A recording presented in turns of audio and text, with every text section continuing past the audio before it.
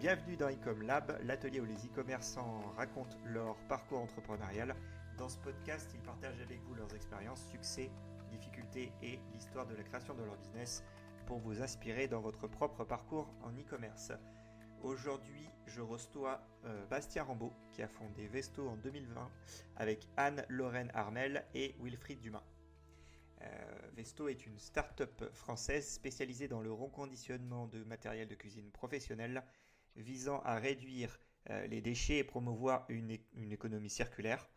L'entreprise collecte et répare, revend des équipements de restauration, offrant ainsi une alternative durable et économique aux professionnels du secteur.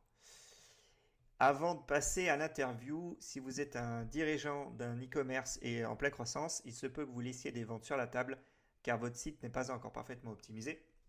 Si vous souhaitez en savoir plus sur comment on peut vous aider pour augmenter votre taux de conversion d'achat et convertir plus de visiteurs en acheteurs grâce à des optimisations intelligentes, je vous invite à réserver un appel avec moi en cliquant sur le lien ci-dessous en description. Bonjour Bastien, bienvenue. Bonjour Paul, Alors, merci de me recevoir. je t'en prie. Comment t'es venue l'idée de créer Vesto? Alors c'est assez simple, c'est venu de la croisée de trois choses. On est trois associés, chacun est venu avec son idée. D'un premier côté, moi j'ai travaillé en cuisine. En cuisine, j'ai découvert deux choses. Le matériel de restauration, c'est du magnifique matériel, il est conçu pour durer. C'est des machines qui sont faites pour durer jusqu'à 25 ans. Mais en même temps, on les fait pas durer. On les fait pas durer parce que le concept des restaurants tourne. On les fait pas durer parce que quand on est un restaurateur et qu'on doit gérer la fermeture d'un resto, on a d'autres choses à imaginer que ce qu'on va faire de son frigo ou de son four. Donc pour la petite histoire, moi j'ai géré un déménagement avec un chef. On a pris énormément soin de tout ce qui était notre quotidien. On a fait attention aux bouteilles de vin quand on les a déménagées. On a fait attention évidemment à nos couteaux. Mais quand est venu le moment du four, on était un petit peu dans l'urgence. On l'a simplement posé sur le trottoir. Donc d'un côté, voilà, ce constat sur le matériel de restauration. De l'autre, un constat avec mes associés Wilfried et Anne-Lorraine. Chacun est venu un peu avec son idée. On s'est rendu compte que dans le monde de la seconde main, de particulier en tant que consommateur, on avait accès à des solutions géniales. On achetait nos téléphones sur Back Market, nos lave-linges à Murphy, nos vêtements, on les achetait de seconde main à la belle Emmaüs. Et puis, on s'est rendu compte aussi qu'il existait des moyens d'industrialiser pour pouvoir produire une seconde main responsable. Donc, des belles machines, pas de solution pour les pros, des solutions pour les particuliers. On a essayé de mélanger tout ça et c'est comme ça qu'on a créé Vesto. Ok, très intéressant. Mais en tout cas, je savais pas que la durée des machines était en moyenne plus importante. Enfin, ça durait plus longtemps que finalement un business de restauration. Et donc, j'imagine comment dire, euh, il y a, il- le changement de propriétaire de restaurant est beaucoup plus fréquent finalement que le besoin d'un nouveau matériel, quoi. C'est quelque chose que je ne Ouais, savais complètement. pas. C'est une tendance dans la restauration, à la conceptualisation de la restauration. À un moment donné, tout le monde allait dans des brasseries et les brasseries ne changeaient jamais. Aujourd'hui, tous les restos ont des concepts et les concepts, les trends changent hyper souvent. Donc, quand Oui, tu te il y a ça promènes aussi. dans Paris, bah, tu vois un endroit, c'est un resto d'un certain type pendant une année. 2 ans après, c'est déjà différent. Il faut savoir que les 2 tiers des restaurants qui ouvrent en Île-de-France ont fermé dans les 3 premières années. Hum. Voilà, la conceptualisation des restos, elle entraîne un turnover hyper important des concepts et du coup un turnover hyper important du matériel, alors qu'on a du matériel qui est fait pour durer. Mhm. Ouais, effectivement, il y a un vrai besoin de ce côté-là. Est-ce que tu peux nous parler un peu de ton parcours avant d'avoir créé Vesto avec tes associés?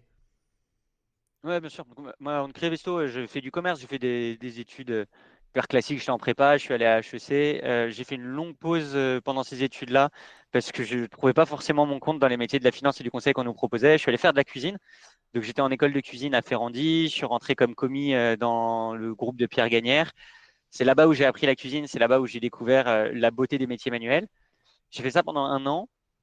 Et à la fin de cette aventure, j'ai monté une première boîte qui était une boîte de conserve. On a trouvé que l'aventure était drôle de se raconter cette histoire-là. On a créé une conserverie dans les Yvelines qui transformait les écarts de production des maraîchers en produits d'apéro végétariens. Intéressant. Un des trucs les plus drôles que j'ai fait de ma vie. On s'est vraiment énormément amusé. On faisait des houmous de différentes sortes. C'était vraiment très sympa. Ça a été une étoile filante. On a revendu la boîte au bout de 6 mois. Et ensuite, je suis retourné finir mes études. C'est là où j'ai rencontré Wilfried et Anne-Lorraine et on a lancé Vesto.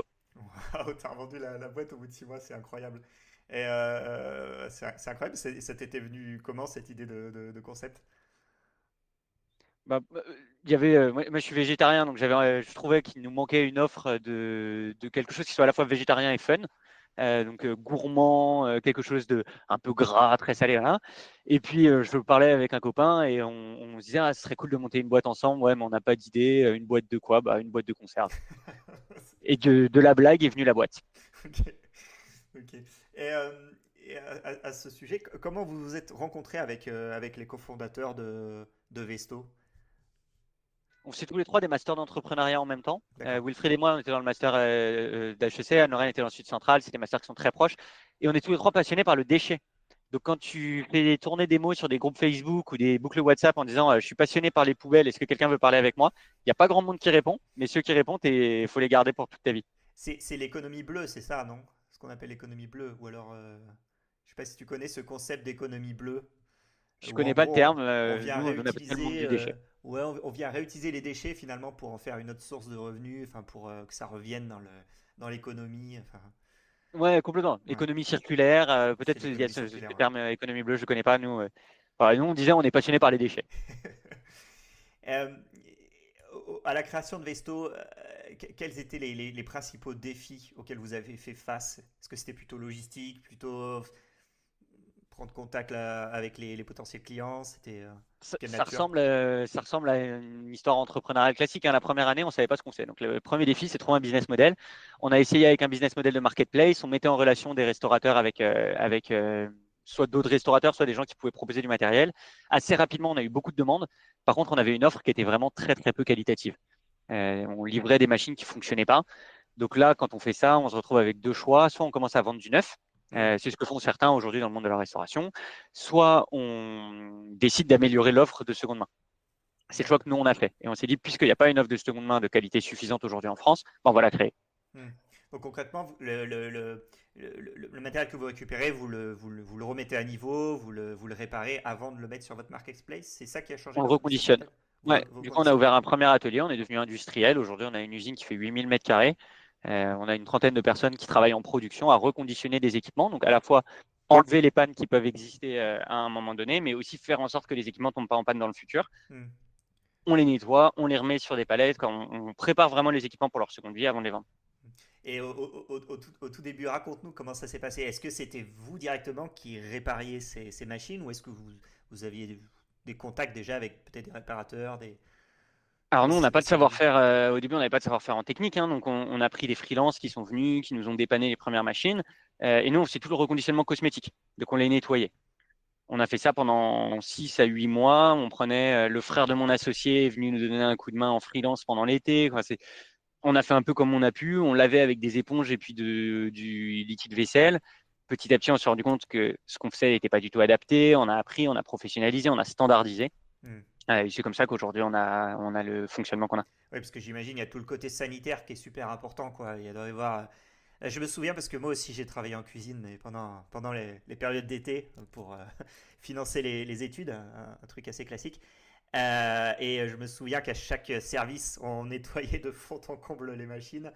Mais là, j'imagine que quand on les revend, voilà, il y a un aspect supplémentaire, un lavage supplémentaire à faire, un recodissement supplémentaire à faire.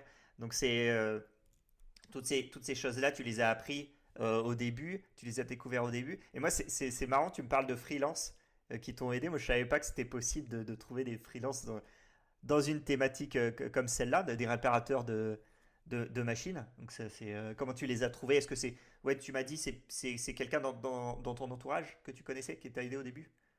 Non, alors les premiers, on a contacté des dépanneurs de machines.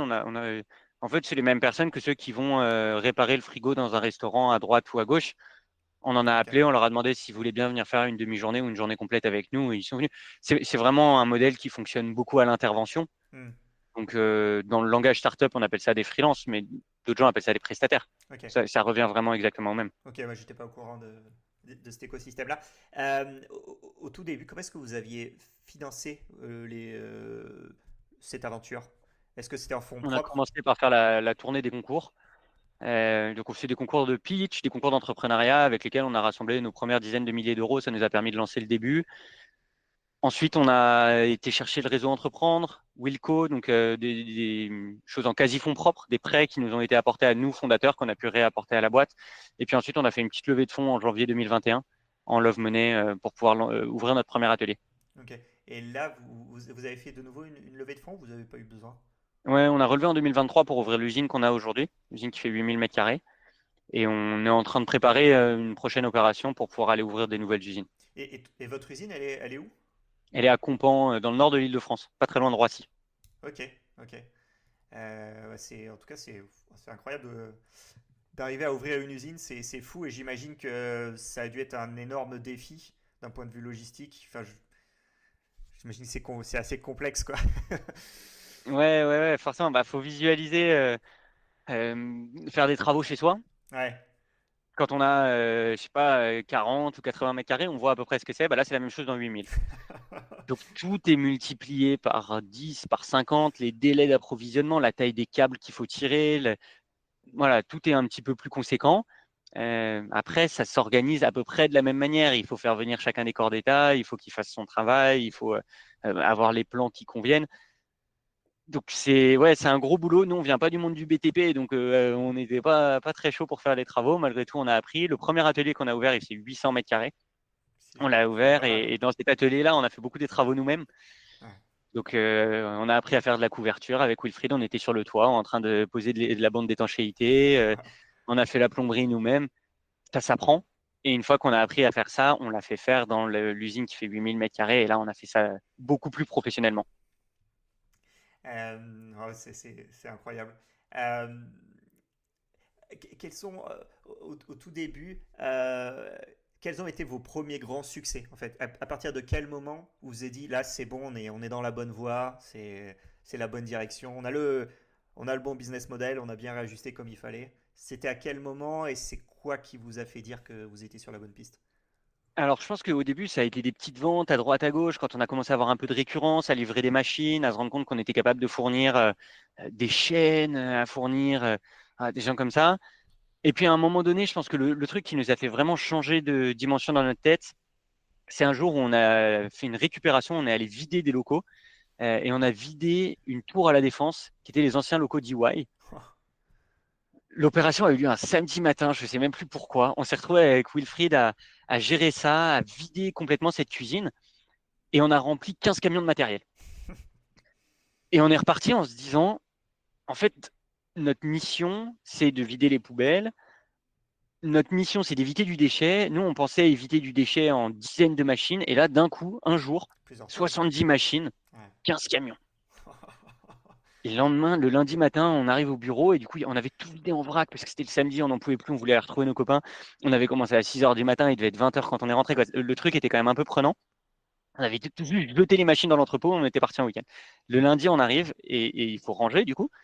Et on se rend compte du volume qu'on a collecté et on se rend compte que tout fonctionne. Et on se regarde, on a mais ce frigo-là, tu l'as testé? Ouais, il marche. Et ce four, et ouais, il marche. Et cette friteuse marche. Tout marchait. Et là, on s'est rendu compte que le truc était complètement barge. On avait récupéré quasiment 10 tonnes d'équipement, tout fonctionnait parfaitement. Et voilà, on les a revendus dans l'année suivante. Ça a été un moment assez fort. C'est fou ça. Et en temps normal, tout ce matériel, il aurait fini où? À la ferraille. À la ferraille? C'est du matériel qui est tout fait en métal. Et donc, du coup, en temps normal, il y aurait quelqu'un qui aurait dit, bon, bah voilà, on a 10 tonnes de métaux, on va appeler un ferrailleur de Richebourg ou Paprec. Hop, on va lui remplir des bennes et puis ça va aller.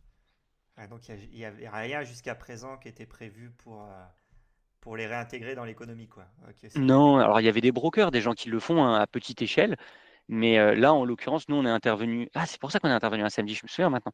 On nous a contacté le jeudi, il fallait intervenir le samedi, puisque le lundi, il y avait les démolisseurs qui arrivaient. Et voilà, il y avait un impératif. Dans ce délai-là, personne n'était capable d'intervenir. Il faut mobiliser 15 camions, il faut avoir des centaines de mètres carrés d'entrepôt pour stocker ça. C'est des choses qui sont difficiles à mettre en place. et dans ce cas-là, qui paye qui? Est-ce que c'est la personne qui doit se débarrasser qui vous paye ou c'est vous qui les payez pour récupérer ces déchets? Enfin, Chacun paye l'autre. chacun paye l'autre. Ok. Donc, nous, on verse une valorisation pour le matériel qu'on collecte. Ok. Et lui, il nous paye un service pour le fait de vider sa cuisine bien proprement. Dans 98% des cas, c'est nous qui payons le plus. D'accord. Et dans 2% des cas, c'est eux qui payent le plus.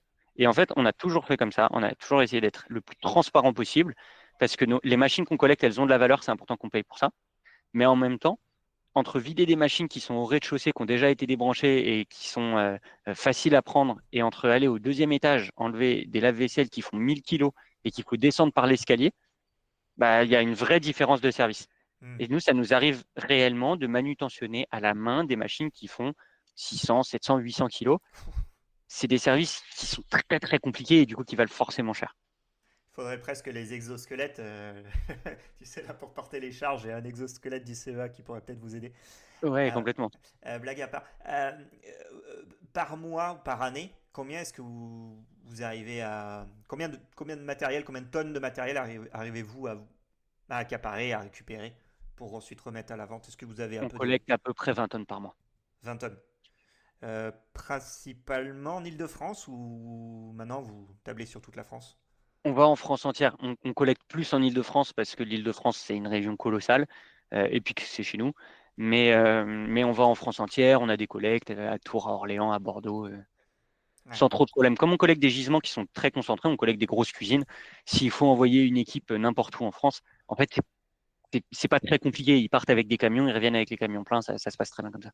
Donc on voit totalement l'intérêt pour vous de récupérer ces machines-là pour les remettre à la revente. Quel est l'intérêt?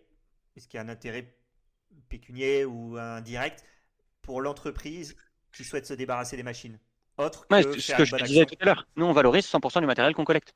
Donc il récupère Et un pourcentage, c'est ça? Enfin à la vente ou non, non, non, non, il va jour zéro. Quand on arrive, on dit ces machines, elles valent tant, on va Ouais, vous payer tant pour les machines. je comprends. Ok. Et il faut savoir que, en gros, s'il les donne à un ferrailleur, le ferrailleur, il va le payer à peu près 700 euros la tonne. Hmm. Nous, on paye beaucoup plus que ça. Ouais. Donc c'est pécunier pur. Est-ce qu'il n'y a pas un aspect RSE aussi pour eux qui pourrait rentrer en jeu? Bien entendu, bien Ouais, entendu. Une tonne de matériel reconditionné, c'est 10 tonnes de CO2 évitées. C'est l'empreinte ouais, carbone d'un Français pendant un an. ouais. Donc là, le restaurateur qui nous confie son matériel, chacun y voit son intérêt. C'est écologique, économique, chacun y voit ce qu'il veut. C'est aussi réglementaire dans certains cas, notamment dès qu'on travaille avec des grosses foncières, des grosses entreprises du bâtiment, elles ont une loi qui leur demande de faire un diagnostic ressources. Hmm. Donc, quand on démolit une tour, maintenant, quand on démolit un gros bâtiment, on doit faire un listing de tout ce qu'il y a dans ce bâtiment et essayer de faire en sorte que le plus possible de ces choses trouvent une deuxième vie. Ok. Et les personnes ou vous récupérez principalement ce matériel-là dans des grands organismes ou est-ce que ça vous arrive aussi de récupérer du matériel de cuisine dans peut-être des plus petits restaurants, enfin une Ouais, ça nous restauration arrive aussi. plus On travaille aussi avec la classique? restauration traditionnelle, on travaille avec la restauration chaînée, on a fait une grosse programme de collecte, une grosse opération de collecte avec McDonald's. Donc, ça nous arrive d'aller un peu partout. Et est-ce que vous récupérez le matériel? Parce que j'imagine qu'il y a une part de ce matériel-là qui se retrouve en déchetterie. Est-ce que vous Ouais. allez voir la déchetterie de temps en temps? Parce que les déchetteries ont votre numéro, peut-être, je sais pas. Non, quand ça arrive chez eux, c'est trop tard. Ok. Donc nous, l'opération de collecte, si on la fait nous-mêmes, c'est parce qu'on fait de la collecte préservante. Et c'est hyper important. La collecte préservante, ça va être de faire en sorte que s'il y a des vitres sur le matériel, les vitres ne soient pas cassées. S'il faut le démonter pour franchir des portes, on le démonte d'une manière qui fait qu'on peut le remonter derrière. On récupère tous nos accessoires, on fait gaffe. Quand le matériel arrive en déchetterie, il est jeté dans des bennes, il est laissé à l'air libre, il est corrodé, il est abîmé, on ne peut plus rien en faire. Hmm. Aujourd'hui, vous êtes combien dans l'entreprise? On est une quarantaine aujourd'hui. Quarantaine, ok. Principalement en Île-de-France. Ouais, uniquement en Île-de-France. Ok. Est-ce que vous avez mis en place des partenariats autres que. Toi, tu me parlais de McDonald's, mais dans le domaine de la restauration, d'autres partenariats au fil des années? Oui, bien sûr. Aujourd'hui, on travaille vraiment avec les plus gros acteurs du monde de la restauration. On travaille avec des grands groupes de restauration collective comme Compass, comme Sodexo. On travaille avec des chaînes. On travaille beaucoup avec BioBurger. On travaille avec McDo. On travaille aussi de plus en plus avec des collectivités. Donc, Métro, j'ai on vu aussi équipe. récemment. On est rentré chez Métro au début de l'année, évidemment. Donc, ouais, on travaille vraiment avec les gros du secteur. Ok. Est-ce que là, vous opérez principalement en Île-de-France et en France? Est-ce que vous pensez déjà à aller vers d'autres pays ou vous pensez peut-être que c'est peut-être pas un objectif pour vous? Peut-être c'est trop tôt. Est-ce que vous avez pensé à ça? Ouais, c'est pas un objectif en soi pour nous d'aller à l'étranger. L'objectif, c'est d'ouvrir des nouveaux marchés. Et pour nous, on se rend compte que notre savoir-faire aujourd'hui, en France, il peut être utilisé sur d'autres marchés que celui de la restauration. Je pense à la boulangerie, je pense au froid commercial. Donc l'idée, c'est plutôt d'aller réutiliser notre savoir-faire sur des nouveaux marchés techniques, mais sur le même marché national, plutôt que d'aller forcément ouvrir des nouveaux marchés à l'international. Donc sur de la grosse machinerie, donc récupérer la grosse machinerie, mais peut-être pour d'autres d'autres verticales, je sais pas, les BTP ou Exactement. ce genre de choses, quoi. C'est exactement ça. Ok, peut-être des véhicules, ouais, ça donne des idées. Euh, Vos premières ventes, comment est-ce que vous les avez fait? Vous les avez fait via votre plateforme en ligne ou vous les avez fait en direct? Est-ce qu'il y a...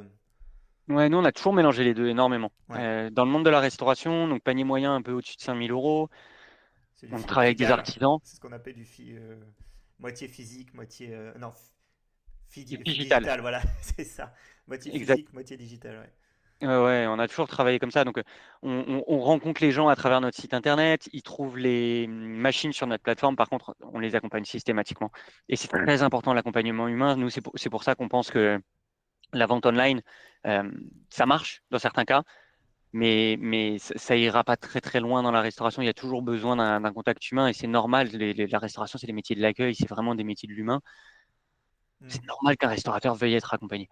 Donc, comment ça se passe concrètement? Imaginons que moi je suis restaurateur, j'ai besoin d'avoir du matériel pour ma cuisine parce que j'ouvre mon restaurant enfin peut-être pas la semaine prochaine, le mois prochain. Je vais sur le site, Ouais, je fais ma sélection de tu peux matériel complètement. et ensuite il y a quoi? Il y a un numéro de téléphone qui m'est Ouais, proposé bien au sûr. moment de l'achat et un accompagnement, je suis recontacté, j'imagine, ce genre de choses. Exactement. C'est exactement ça. Donc, tu vas sur le site. Tu peux soit même pas faire de panier et tout de suite demander à être recontacté en décrivant un peu ton projet, soit choisir tes machines et te dire, bah, je sais que j'aurai besoin d'un frigo, je sais que j'aurai besoin d'un four. Une fois que tu as fait cette sélection-là, on te proposera de passer commande. Là, à ce moment-là, tu peux rentrer ta carte bleue, acheter les machines et être livré. Ça va être le cas de gens qui ont déjà des affaires. Ils savent faire, ils savent ce dont ils ont besoin. Mais tu peux aussi dire, sur la foi de ce panier, est-ce que je pourrais être recontacté, faire un devis, faire une visite et mettre en place les choses qu'il faut mettre en place.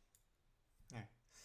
Euh, Avez-vous déjà... Alors, on a parlé un peu des petits défis que vous auriez eu. Donc là, clairement, quand vous avez monté une usine, j'imagine que c'est un défi énorme. Est-ce qu'il y a eu d'autres... vous avez fait face à d'autres types de défis auxquels vous n'auriez pas pensé? Peut-être des choses qui, a priori, peuvent sembler, entre guillemets, faciles tant qu'on l'a pas fait. Et puis après, on se rend compte que c'est plus compliqué que ce qu'on a imaginé. Est-ce qu'il y avait des choses comme ça Ouais, bien sûr. Donc, je pense que le plus gros, c'est les JO, hein. On a Ouais, répondu au marché des JO ouais, en disant, bah voilà, il y a une loi qui est passée qui dit qu'il faut mettre du matériel reconditionné dans les appels d'offres publics. C'est un appel d'offres public. ouais. Ça va pas durer très longtemps, les jeux. Donc, mettez du matériel. Donc, est-ce que tu peux Et, rappeler pour les auditeurs justement ce qui s'est passé quand vous avez pu à répondre à un appel d'offres pour les JO et être sélectionné? ouais, bah, donc, du coup, voilà, l'appel d'offres est paru. On a répondu. On a été retenu. Ouais. Et là, on s'est rendu compte qu'on avait répondu à quelque chose qui était colossal. Qu'on Mm. devait fournir des centaines de machines. On le savait évidemment, mais peut-être qu'on n'avait pas pris conscience que des centaines, c'était des dizaines de dizaines. On s'était dit, oh, c'est Mhm. plus gros que ce qu'on fait d'habitude. Là, on s'est rendu compte que c'était beaucoup plus gros que ce qu'on fait d'habitude. Donc, il a fallu aller trouver les bonnes machines. Dans certains cas, on l'a fait avec beaucoup de facilité. Dans d'autres cas, on s'est cassé les dents dessus. Il a fallu tout reconditionner. Et puis, on s'était dit, c'est bon, on a le temps. On a 8 mois pour se préparer, on va y arriver. 8 mois pour préparer, mais seulement une semaine pour livrer. Parce que les jeux, ils ont été mis en place dans Paris, à des endroits dans lesquels, auparavant, il y avait des voitures qui roulaient. Donc, on Mhm. ne pouvait pas livrer 3 mois avant et dire c'est bon, ça sort de notre tête. Donc, Mhm. il a fallu coordonner toute notre chaîne de production pour que les machines soient toutes prêtes le même jour, Ouais. faire en sorte d'avoir suffisamment de camions pour livrer tout le monde en une semaine et faire partir le même jour plus de livraisons que ce qu'on faisait partir globalement dans un mois normal. Ah, C'était un beau défi. ouais. Et, euh, et j'imagine pour le cas des JO, est-ce que vous avez sélectionné peut-être des types de machines que vous pouviez avoir en masse plus facilement? Est-ce que vous aviez une stratégie pour pouvoir répondre facilement à ça? Non, c'est vraiment adapté à la demande. Alors, c'est une erreur. Je pense qu'on était trop à l'écoute de la demande et qu'on a répondu sur des machines qui ont été très, très dures à trouver. Dans certains cas, on n'a même pas réussi à les trouver. Mais c'était vraiment le premier appel d'offres avec de la seconde main dans le monde de la restauration. Donc, on a été très, très proche de notre client. On l'a accompagné un maximum. Et donc, du coup, on a co-construit ce qu'on était capable de fournir. Hmm. Et d'une manière générale, est-ce que vous préférez certaines marques ou certains types de modèles plutôt que d'autres, tout simplement pas pour vous faciliter les reventes, faciliter le reconditionnement, ce genre de choses? Est-ce que vous avez... Ouais, bien sûr, hein, alors, on n'est pas aussi fort que dans le monde de la téléphonie, dans lesquels ils ont deux modèles qui représentent 80% de leur business. Chez nous, c'est beaucoup plus éclaté. En revanche, il y a des modèles, on sait que quand on les rentre, ils seront repartis dans les 3 semaines. D'autres, on sait que quand on les rentre, on va les garder pour 2 ans. Et c'est assumé, on le prend en compte dans notre modèle, on fait en sorte que notre stock il soit toujours le plus large possible, mais qu'il ait une vitesse de rotation suffisamment intéressante, de telle sorte à ce qu'on puisse voilà, travailler comme il faut. Hmm. Donc là, tu faisais allusion à Back Market, j'imagine? Oh, ils sont beaucoup dans le monde de la téléphonie. La téléphonie, c'est un marché très mature hein, dans le monde de la seconde main. Ouais. Ouais, ouais, ils n'ont pas à faire beaucoup de manutention. C'est clairement, ouais, c'est clairement dit. Enfin, pour eux, c'est beaucoup plus facile parce qu'ils ont juste ils ont juste des téléphones à récupérer. Après, il y a quand même beaucoup de variétés de modèles, j'imagine. Est-ce que vous avez pu avoir des contacts, par exemple, avec des personnes chez Back Market pour avoir des retours, des choses comme ça? Comment ça marche dans ce genre de cas? Est-ce Ouais, bien sûr. qu'on Donc peut nous, faire quand des... on s'est lancé, on était étudiants.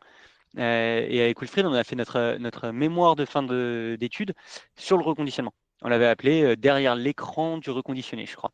Et donc, du coup, on avait contacté énormément de marques en disant, bah voilà, on a un projet entrepreneurial et en parallèle un mémoire de fin d'études. Est-ce qu'on peut discuter?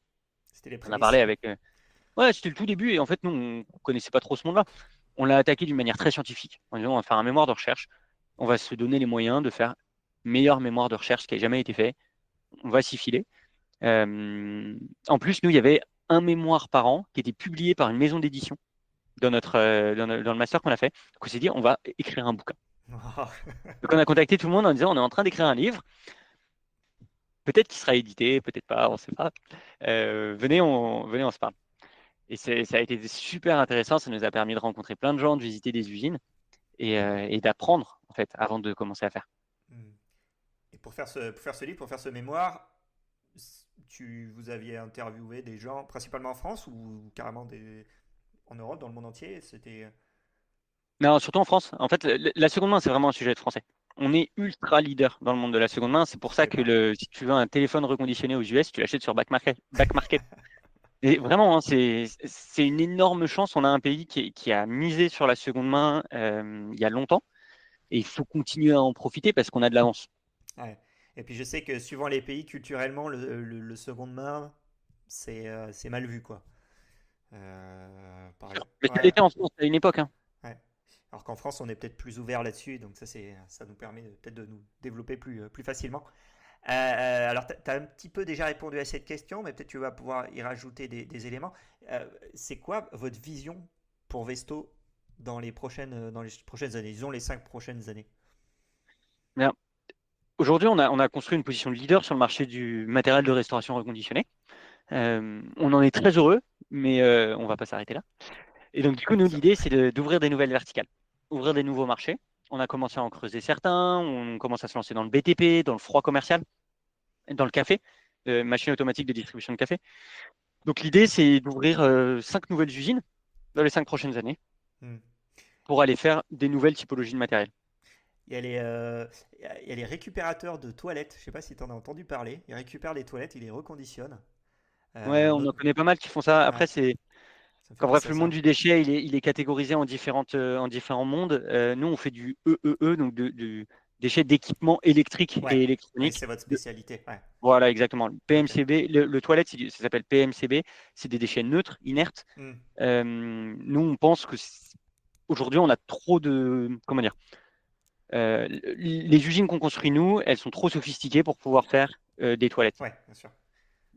Donc voilà, les toilettes, c'est plutôt des métiers de la logistique et du nettoyage. Nous, on a une grosse compétence en technique. Hmm. On va faire plutôt des métiers qui utilisent notre compétence en technique. Euh, D'ailleurs, alors j'avais une question, ça me revient plus. Oui, donc vous allez ouvrir des nouvelles verticales. Et donc, tu as parlé des BTP. Ah oui, ma question que j'avais, c'est par rapport à ta concurrence. Tu m'as dit, vous êtes les leaders. Vous avez vraiment pas de concurrents ou est-ce que, alors tu as parlé un peu de brokers, il y a peut-être des brokers par-ci par-là qui essaient de faire ça, mais personne a un modèle comme le vôtre pour le.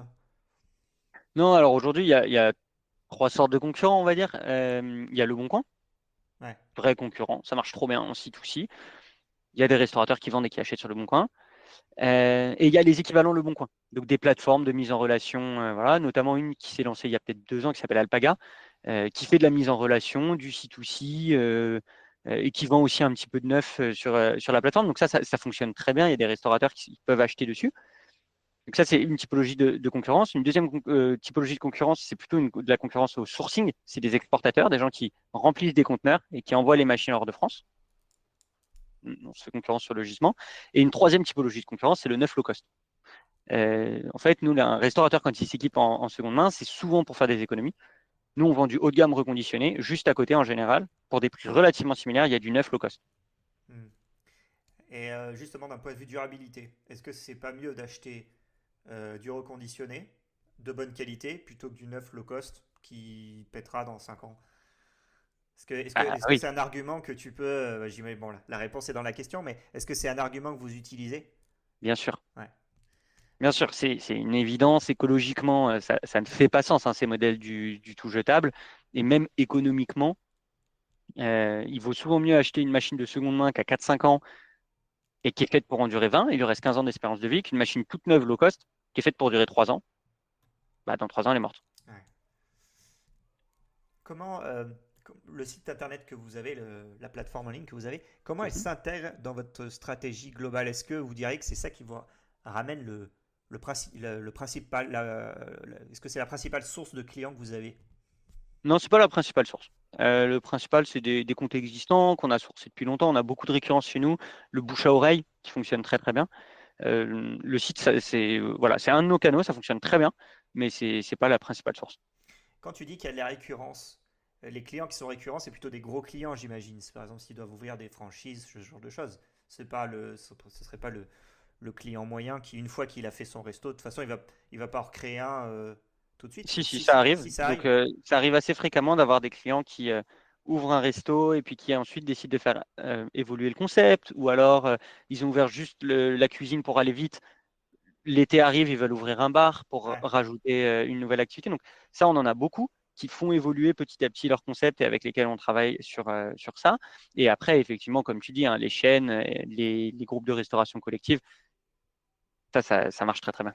Et dans ce cas-là, quelqu'un qui voudrait faire évoluer son restaurant, imaginons, il veut, comme tu dis, avoir une partie bar. Et peut-être il va faire un peu moins, je veux dire, un peu moins de friture. Et du coup, il a besoin d'une machine en moins. Est-ce que cette machine dont il n'a pas besoin, il peut vous la revendre? Est-ce Oui, oui, que tout à fait. ok, ça c'est possible. Euh, Comment vous gérez les retours clients? Est-ce que vous avez une politique en place pour gérer des retours clients, pour améliorer vos process, votre logistique, ce genre de choses? Est-ce que quelque chose que j'imagine vous avez dû mettre en place? Est-ce que ça se fait d'une manière digitale ou manuelle? Est-ce que vous avez Ouais, bien sûr. Donc, les boucles de rétroaction, pour nous, c'est hyper important. Le fait qu'à chaque fois qu'on a un retour, donc qu'il soit client ou juste d'une autre équipe, hein, de l'entreprise, ça nous permet d'améliorer nos process. On a mis en place des process internes là-dessus. Donc, les retours de nos clients, en général, ils se font par téléphone parce qu'on travaille avec des restaurateurs qui aiment parler au téléphone et ils ont complètement raison de ça. Donc, nous, après, on crée des tickets chez nous et on a des outils classiques de ticketing qui nous permettent de faire remonter les infos et de modifier nos process au fur et à mesure du temps. d'accord. Ok. Ah, ouais, donc ouais, le pur digital ne conviendrait peut-être pas à votre catégorie de clients. Aujourd'hui, comment est-ce que vous attirez de nouveaux clients? Alors, on mise beaucoup sur le bouche à oreille. On fonctionne bien, donc nos clients nous sont fidèles et souvent ils font transiter notre numéro. Ensuite, on a des campagnes de démarchage, qu'elles soient digitales ou physiques. On fait du porte-à-porte parce qu'encore une fois, on est dans la restauration et nous, on adore le contact humain. Ouais. Et on cible certains grands groupes, on les cible aussi comme ça. Ok. Hum. Alors bon, clairement le modèle que vous avez, il a un impact qui est très positif enfin, sur l'environnement. Est-ce que vous avez pu quantifier justement cet impact?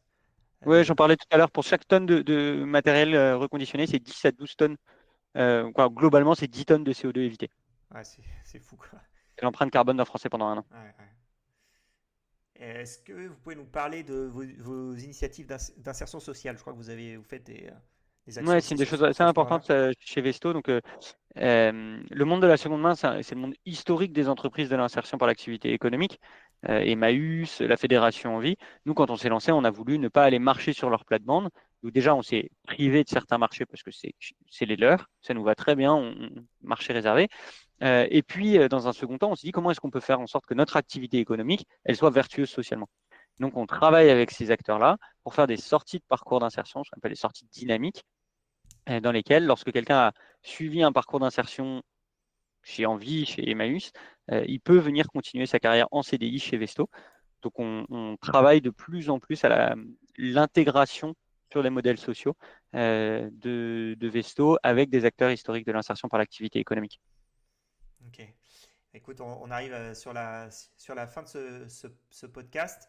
Euh, à la fin, traditionnellement, il y a une question que je pose. Est-ce que tu aurais des conseils à donner à un entrepreneur qui souhaiterait se lancer dans le business du reconditionnement? Je pense que c'est très bien de te poser cette question à toi, parce que tu as fait à mémoire là-dessus. Et puis, bien sûr, tu es un des fondateurs de Vesto.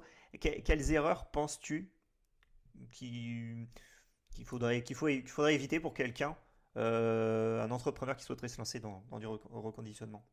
Moi, je pense que nos métiers, c'est des métiers d'ops. Et les erreurs qui sont souvent faites, c'est de croire que on peut tout résoudre avec du digital. On en a vu beaucoup à travers les années venir nous voir et essayer de nous vendre des logiciels d'amélioration de notre propre métier sans avoir essayé de le comprendre. Moi, ce que je dirais à quelqu'un qui essaie de se lancer dans la seconde main, c'est commence par regarder ce qui existe déjà, va sur Le Bon Coin. Hmm. Le Bon Coin, c'est merveilleux. On comprend énormément de choses en regardant comment est-ce que les gens interagissent les uns avec les autres. Donc, de commencer par le terrain.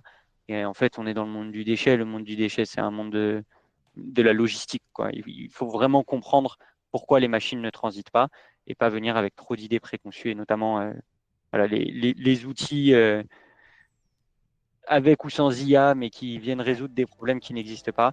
Je pense que c'est pas comme ça ouais. qu'on réglera les problèmes Ouais. du déchet en France. D'abord faire de l'ops. Et à contrario, qu'est-ce que le digital t'apporte? Aujourd'hui, nous, on utilise le digital partout, tout le temps. On a standardisé notre métier et on a rentré nos standards dans des applications métiers qui sont utilisées par chacun des opérateurs de Vesto à différents moments de la chaîne. Mais c'est un moyen, Hmm. pas une fin en soi. Pas une finalité. Exactement. Merci Bastien. Avec grand plaisir. C'était très intéressant. Merci Paul.